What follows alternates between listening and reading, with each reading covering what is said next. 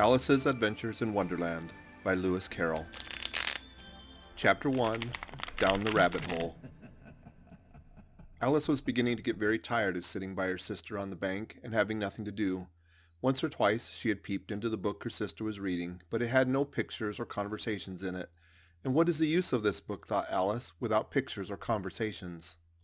So she was considering in her own mind, as well as she could, for the hot day made her feel very sleepy and stupid, whether the pleasure of making a daisy chain would be worth the trouble of getting up and picking the daisies, when suddenly a white rabbit with pink eyes ran close by her. There was nothing so very remarkable in that, nor did Alice think it so very much out of the way to hear the rabbit say to itself, oh dear, I shall be late." When she thought it over afterwards, it occurred to her that she ought to have wondered at this, but at the time it all seemed quite natural. But when the rabbit actually took a watch out of its waistcoat pocket and looked at it and then hurried on, Alice started to her feet, for it flashed across her mind that she had never before seen a rabbit with either a waistcoat pocket or a watch to take out of it, and burning with curiosity she ran across the field after it, and fortunately was just in time to see it pop down a large rabbit hole under the hedge.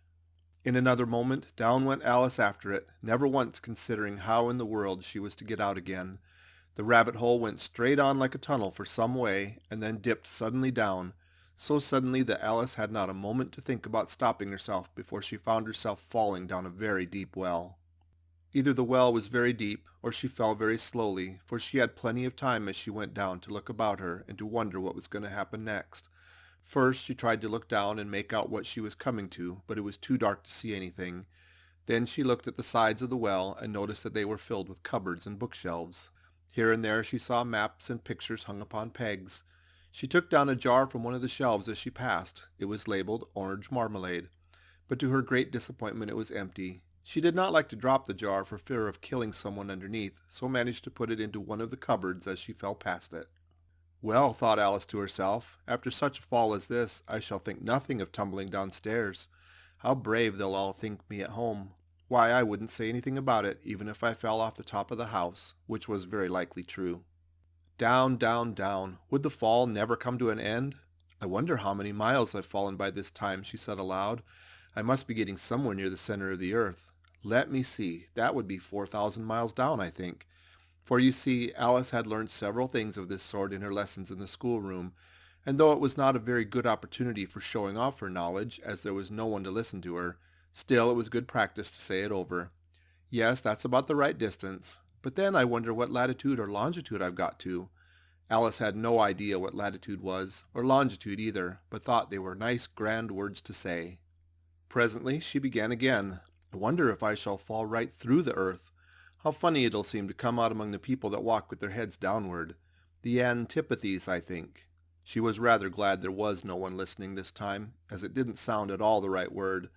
But I shall have to ask them what the name of the country is. You know, please, ma'am, is this New Zealand or Australia? And she tried to curtsy as she spoke. Fancy curtsying as you're falling through the air. Do you think you could manage it?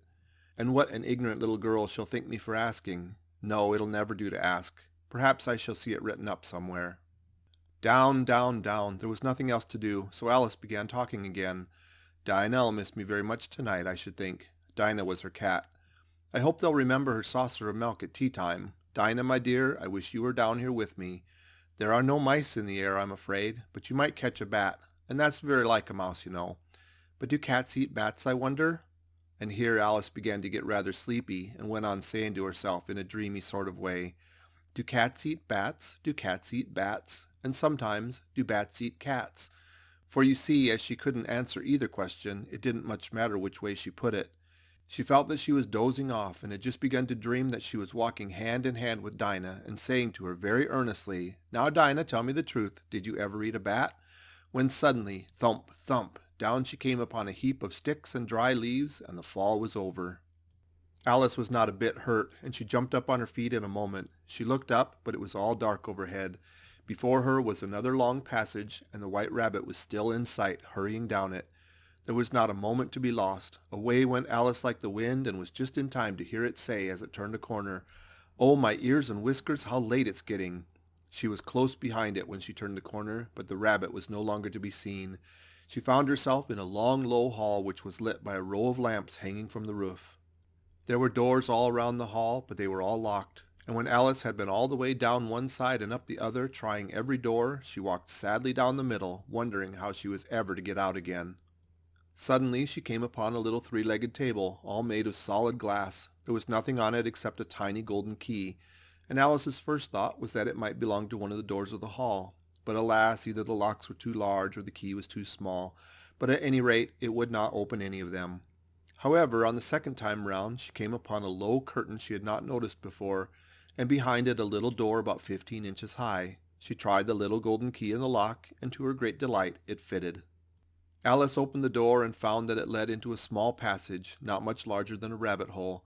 She knelt down and looked along the passage into the loveliest garden you ever saw.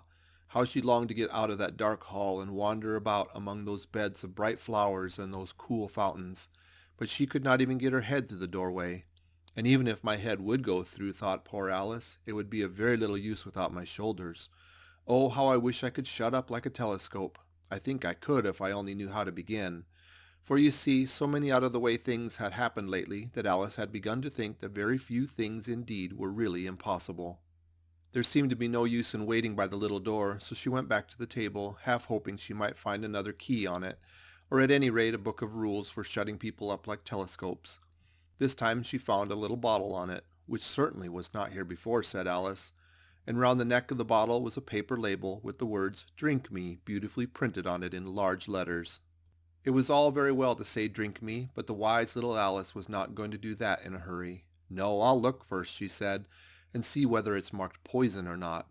For she had read several nice little histories about children who had got burnt and eaten up by wild beasts and other unpleasant things, all because they would not remember the simple rules their friends had taught them, such as that a red-hot poker will burn you if you hold it too long, and that if you cut your finger very deeply with a knife it usually bleeds.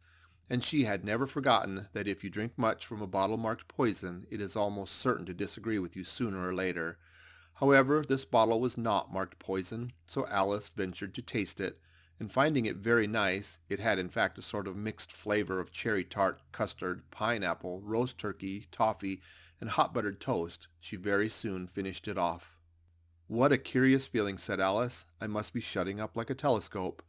And so it was indeed. She was now only 10 inches high, and her face brightened up at the thought that she was now the right size for going through the little door into that lovely garden. First, however, she waited for a few minutes to see if she was going to shrink further. She felt a little nervous about this, for it might end, you know, said Alice to herself, in my going out altogether like a candle. I wonder what I should be like then. And she tried to fancy what the flame of a candle is like after the candle is blown out, for she could not remember ever having seen such a thing. After a while, finding that nothing more happened, she decided on going into the garden at once. But alas for poor Alice! When she got to the door, she found she had forgotten the little golden key, and when she went back to the table for it, she found she could not possibly reach it. She could see it quite plainly through the glass, and she tried her best to climb up one of the legs of the table, but it was too slippery. And when she had tired herself out with trying, the poor little thing sat down and cried. Come, there's no use in crying like that, said Alice to herself rather sharply. I advise you to leave off this minute. She generally gave herself very good advice, though she very seldom followed it. And sometimes she scolded herself so severely as to bring tears into her eyes. And once she remembered trying to box her own ears for having cheated herself in a game of croquet she was playing against herself. For this curious child was very fond of pretending to be two people. But it's no use now, thought poor Alice, to pretend to be two people. Why, there's hardly enough of me left to make one respectable person. Soon her eye fell on a little glass box that was lying under the table. She opened it and found in it a very small cake on which the words "Eat me" were beautifully marked in currants. Well, I'll eat it, said Alice, and if it makes me grow larger I can reach the key, and if it makes me grow smaller I can creep under the door. So either way I'll get into the garden, and I don't care which happens. She ate a little bit and said anxiously to herself, which way, holding her hand on top of her head to feel which way it was growing, and she was quite surprised to find that she remained the same size. To be sure, this generally happens when one eats cake, but Alice had got so much into the way of expecting nothing but out-of-the-way things to happen that it seemed quite dull and stupid for life to go on in the common way. So she set to work and very soon finished off the cake. End of chapter 1.